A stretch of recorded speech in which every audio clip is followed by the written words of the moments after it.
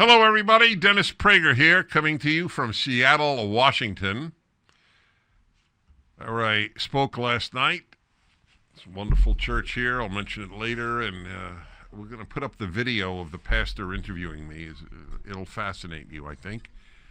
Also, I spent 4 days in Fairbanks, Alaska, where the average temperature in the winter is minus 15, often minus 25, sometimes minus 50. I'm not joking, I hit a hot spell because the temperature got up to 4.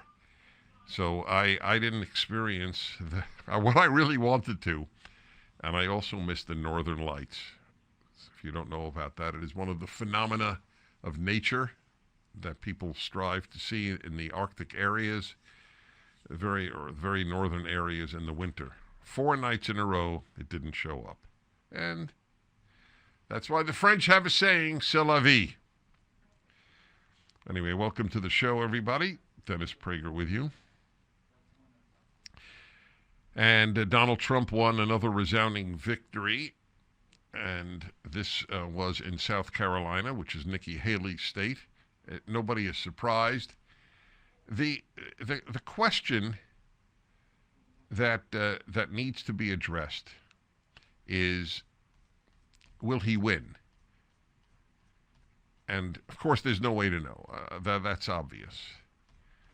But I read a very interesting piece in the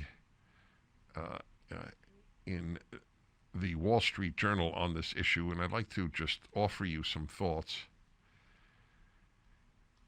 with regard to that.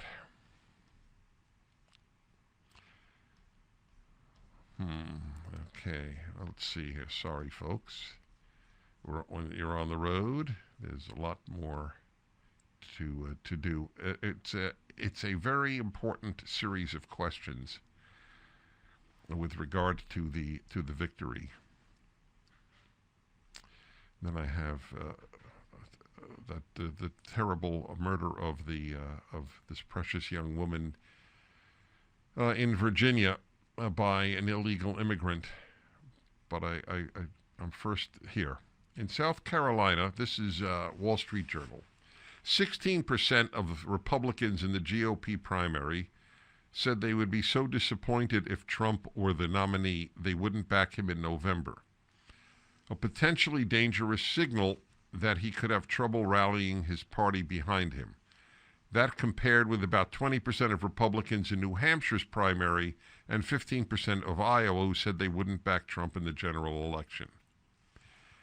Another danger sign, Trump lost to Haley in 2 of South Carolina's 3 most populous counties, Charleston and Richland, as well as Beaufort County.